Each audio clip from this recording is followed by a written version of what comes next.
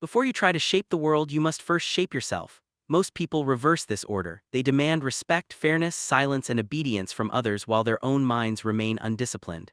They seek control outwardly because they lack it inwardly. This is why they are easily angered. Their emotions rise and fall based on how others behave. I refuse to live this way. I understood early that if my inner state could be disturbed by another person, then I was already defeated. No sword could protect a man whose mind was unstable. Strength that depends on the behavior of others is not strength at all. It is fragility disguised as force. So I chose a different path. I made myself the first battlefield and mastery of the self the first victory. Anger is not caused by the world. It is caused by a lack of command within. When a man becomes angry, he reveals that something inside him is unguarded. Perhaps it is pride, perhaps expectation, perhaps fear of being diminished. Whatever it is, anger exposes weakness. I did not seek to eliminate anger by resisting it. I sought to remove the weakness that allowed it to arise. Most people wake each day already surrendered. Their mood is decided by news, by words, by the behavior of others. A careless remark can ruin their hours. A delay can spoil their patience. They call this normal. I call it captivity. To be ruled by external events is to live as a servant, not a master. I trained myself to wake with ownership of my mind. Before the world could speak to me, I spoke to myself. I reminded myself that nothing outside me had authority over my inner state. Praise did not elevate me. Insults did not reduce me. Approval did not guide me. Disapproval did not stop me. When you remove the world's permission to move you, calm becomes natural. Self-mastery is not loud, it is quiet and constant. It is the ability to feel emotion without obeying it, to notice irritation without becoming irritated, to recognize provocation without answering it. This restraint is not suppression, it is command. A disciplined mind does not panic when emotion appears, it evaluates it. I learned to treat my thoughts as guests, not rulers. Just because a thought arrives does not mean it deserves attention. Just because irritation appears does not mean it deserves expression. Most people believe every feeling is a command. This belief enslaves them. I learned that feelings are signals, not orders. When someone attempted to anger me, I did not ask, "Why would they say this?" I asked, "Why would I allow this to affect me?" This question shifts power immediately. Responsibility returns to where it belongs. Control comes back to the self. The moment you realize you are responsible for your reaction, anger loses its authority. I did not master myself in moments of conflict alone. I practiced in solitude, in routine, in silence. Discipline is built long before it is tested. If you wait for chaos to train calm, you will fail. Calm must already live within you when the storm arrives. Every day, I challenged my impulses. I delayed reaction. I embraced discomfort without complaint. I allowed inconvenience without irritation. These small victories strengthened my command. Over time, emotional discipline became instinctual. Anger did not need to be fought because it rarely appeared. Many believe power is dominance over others. This belief leads to constant frustration because others cannot be controlled. I chose a power that was absolute control over myself. No one could take it. No one could weaken it. No one could provoke it unless I allowed them to. When you master yourself, you no longer need to prove anything. The need to be right fades. The need to win arguments disappears. The need to defend your image dissolves. And with these needs gone, anger has no purpose. It exists only to protect something fragile. When nothing inside you needs protection, anger becomes unnecessary. I observed men who were quick to anger. They believed themselves strong, but they were exhausted, always reacting, always defending, always offended. Their energy was consumed by battles that did not matter. I conserved my energy by refusing unnecessary conflict. This conservation made me stronger, not weaker. Self-mastery also sharpens judgment. An angry mind sees poorly. It exaggerates threats and misses opportunities. A calm mind sees clearly. It distinguishes between what matters and what does not. This clarity is impossible when emotions rule. I did not seek to become emotionless. I sought to become ungoverned by emotion. There is a difference. Emotion can inform, but it must never command. When command is surrendered, chaos follows. When command is retained, peace remains. To live unangered is not to be untouched by the world. It is to be untouched internally by what does not deserve entry. This requires discipline, awareness, and daily choice. But once achieved, it becomes effortless. The 1% do not wake up angry because they do not wake up surrendered. They wake up in command, and a mind in command cannot be easily shaken. Anger survives on attachment. Remove the attachment and anger has nothing left to hold on to. Most people never realize this because their attachments are invisible to them. They believe they are angry because of what others do, but in truth, they are angry because of what they expect. Expectation is a silent demand placed upon the world, and the world rarely obeys. Each time it refuses, frustration is born. I learned to watch this carefully within myself. Whenever irritation appeared, I asked what I was clinging to. Was it respect, agreement, recognition, fair treatment, speed, comfort? Every time there was an attachment beneath the emotion. Anger was never the root, it was the symptom. Most men live as if the world owes them something. They believe people should behave a certain way, speak a certain way, think a certain way. When this imaginary contract is broken, they feel wronged. This sense of being wronged fuels anger, but the contract never existed. It was created by the mind. I chose to tear up this contract completely. I stopped expecting people to be fair. I stopped expecting them to be wise. I stopped expecting them to understand me. This did not make me bitter, it made me free. When nothing is expected, nothing can be taken away. Detachment is often misunderstood. People think it means you do not care. This is false. Detachment means you care without clinging, you engage without depending, you act without demanding a specific outcome. This allows clarity instead of frustration, precision instead of rage. When someone disrespected me, I did not rush to correct them. I asked myself why their opinion should matter more than my own discipline. If my calm depended on their behavior, then my calm was weak. I refused to build my peace on such unstable ground. Attachment to ego is the most dangerous attachment of all. The ego constantly seeks validation. It wants to be seen as competent, strong, important. When this image is threatened, anger rises to defend it. But the ego is never satisfied. Feed it today and it will demand more tomorrow. I learned to starve it instead. When you no longer need to be admired, insults lose their power. When you no longer need to be understood, misunderstandings stop hurting. When you no longer need to be right, arguments become meaningless. Detachment dissolves the very situations that once produced anger. I also released attachment to outcomes. Many become angry because events do not unfold as planned. Delays, obstacles, resistance, all of these provoke frustration when the mind insists on a specific result. I learned to move with what is, not fight for what should be. Adaptation replaced resistance and anger faded naturally. The world is unpredictable. People are inconsistent. Circumstances change without warning. To demand stability from an unstable world is to invite constant irritation. Detachment accepts uncertainty as natural. Once accepted, it no longer disturbs the mind. I practiced this daily in small ways. If someone arrived late, I did not tighten inside. If plans changed, I adjusted. If words were careless, I let them pass. Each time I did this, attachment weakened. Each time attachment weakened, anger lost strength. Many believe anger gives them energy or motivation. This is an illusion. Anger drains far more than it provides. It clouds judgment, tightens the body, and shortens vision. Detachment preserves energy. A detached mind remains light and responsive. It sees more, not less. There is also attachment to control. Many want to control how others feel, think, or act. When control fails, anger appears. I abandoned this desire entirely. I controlled only what was mine, my actions, my discipline, my response. Everything else was allowed to unfold. When you stop trying to control people, you stop fighting reality. When you stop fighting reality, the mind becomes still. Stillness is the enemy of anger. Anger cannot survive where there is no resistance. Detachment also brings humility. When you are no longer attached to being superior, challenges no longer insult you. When you are no longer attached to being flawless, mistakes no longer enrage you. You see everything as part of the path, not an offense against you. I noticed that those who were easily angered were always clinging tightly to reputation, to comfort, to certainty. Their grip was so tight that any disturbance caused pain. I loosened my grip. The world could move without tearing me apart. Detachment does not mean withdrawal from life. It means engagement without inner bondage. I still acted decisively. I still pursued mastery, but my peace did not depend on success or failure. This balance made me unshakable.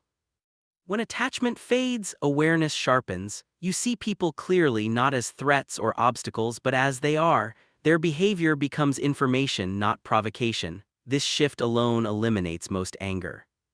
Understand this deeply: anger is not removed by force. It disappears when there is nothing left to protect. Remove attachment and anger dissolves on its own. And remember this one truth: when you expect nothing, cling to nothing, and demand nothing, the mind becomes untouchable. Reaction is the habit of the untrained mind. Observation is the discipline of the awakened one. Most people believe anger is something that suddenly attacks them, as if it appears without warning. This is not true. Anger announces itself quietly before it explodes. It gives signals: tightening of the chest, quickening of breath, a rush of thoughts demanding response. The problem is not anger itself. The problem is that most men react before they see. I learned to slow the moment, not physically but internally. When something provoked me, I did not rush to answer it. I watched it. I allowed the moment to unfold without inserting myself into it immediately. This single pause changed everything. In that pause, anger lost its speed, and without speed, it lost its power. Those who wish to disturb you rely on immediacy. They want you to answer now, defend now, strike now. They depend on your lack of awareness. The instant you react without observation, you surrender control. You step into their timing, not your own. I refuse to give anyone that advantage. Observation is not weakness, it is dominance without noise. When you observe, you gather information while others expose themselves. Tone reveals intention. Body language reveals insecurity. Words reveal more than the speaker intends. The angry mind misses all of this because it is too busy reacting. The observing mind sees everything. When insult appeared, I did not ask how it made me feel. I asked what it revealed. Why was it said? What did the speaker want? Attention, power, validation, fear? Once you see the motive, the insult collapses.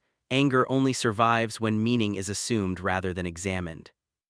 Most anger is built on misunderstanding. A word is taken personally when it was careless. A look is taken as disrespect when it was distraction. An action is seen as intentional when it was accidental. Observation dissolves these illusions. It separates fact from assumption. Many conflicts end before they begin simply by seeing clearly. I trained myself to watch my own mind as closely as I watched others. When irritation arose, I did not become it. I observed it. I noted its arrival, its intensity, its direction. The moment you observe an emotion, you create distance from it, and distance creates choice. Without distance, there is only reaction. The untrained mind believes every emotion must be obeyed. The trained mind knows emotions are temporary visitors. Observation turns emotion into information. Anger becomes a signal, not a command, and once it is no longer a command, it no longer controls behavior. In moments of confrontation, observation becomes a weapon sharper than aggression. While others speak too much, reveal too much, and expose their intent, the observer remains still. Stillness unnerves the impulsive. Silence forces them to fill the space, and in doing so, they reveal their weakness. I learned that responding too quickly is often a mistake. The first response is rarely the best one. The observing mind waits for the second thought, the clearer thought. Timing is everything. A delayed response delivered with precision is far more powerful than an immediate reaction driven by emotion.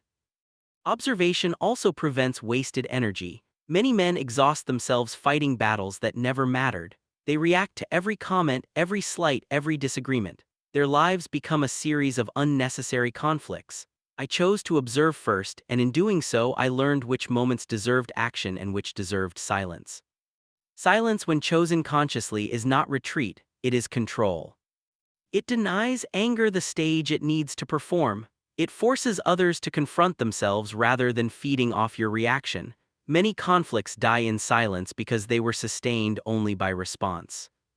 Observation sharpens patience. Patience is not waiting passively, it is waiting actively with awareness. When you observe, you allow time to reveal truth. People contradict themselves. Situations evolve. What seemed threatening often proves irrelevant. Anger thrives on immediacy. Observation stretches time until clarity replaces urgency.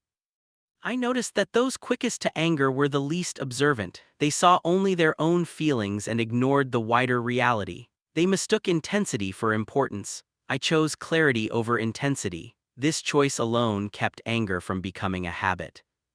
Even in moments of danger, observation matters. Panic clouds vision. Anger narrows focus.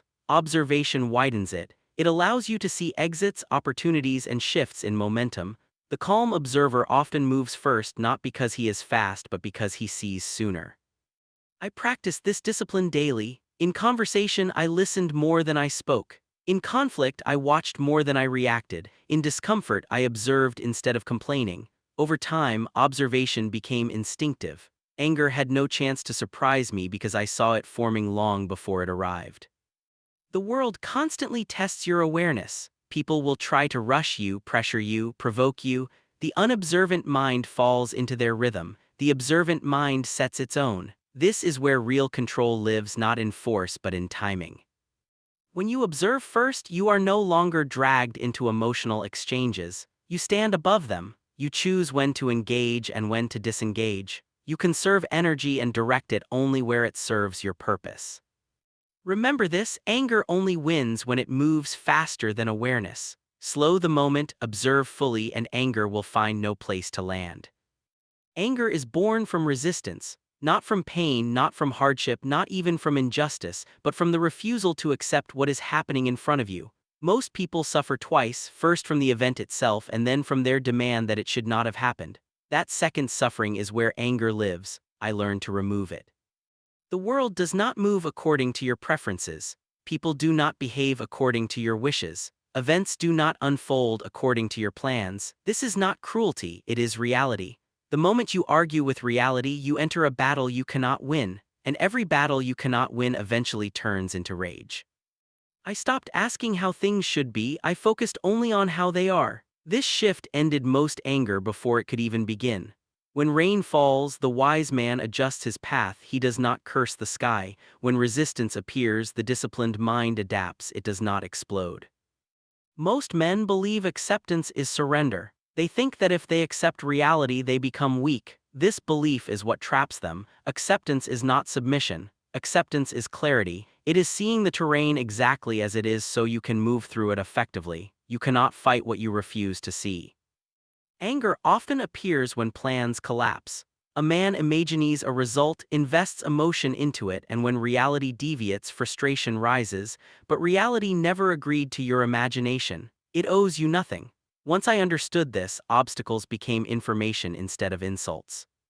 When something went wrong, I did not ask, "Why is this happening to me?" That question assumes injustice. Instead, I asked, "What is required now?" This question assumes responsibility. Responsibility removes anger because it replaces complaint with action. Resistance also appears in the mind as replay. People relive moments again and again, arguing with the past, rewriting conversations, imagining different outcomes. This mental resistance drains energy and feeds anger long after the event has ended. I refuse to fight what had already passed. The past cannot be changed, but the mind can be freed from it. I accepted that people will misunderstand, disappoint, and betray. Not because I welcomed it, but because denying it changed nothing. When you expect perfection from imperfect beings, frustration is guaranteed. Acceptance does not mean approval, it means preparedness. Many grow angry because they believe life should be easier. They compare themselves to others. They resent difficulty. They fight effort itself. But struggle is not a punishment, it is a condition of growth. Once struggle is accepted, effort becomes neutral and anger fades. When pain appeared, I did not add judgment to it. Pain plus judgment becomes suffering. Pain without judgment becomes experience. The body feels, the mind observes, and the moment passes. Anger requires judgment to survive. Remove judgment and anger dissolves. Acceptance also sharpens decision-making. When you clearly see reality, you stop wasting energy wishing it were different. All attention goes into response. This makes action clean and precise. There is no hesitation born from frustration, no recklessness born from rage. I saw many men become angry not because of loss but because of surprise. They were shocked that life resisted them. I trained myself to expect resistance. When it arrived, it felt familiar, not offensive. Familiarity removes emotional charge. Acceptance does not make you passive, it makes you adaptable. A rigid mind breaks under pressure. A flexible mind bends and returns stronger. Anger is the sound of a rigid mind cracking.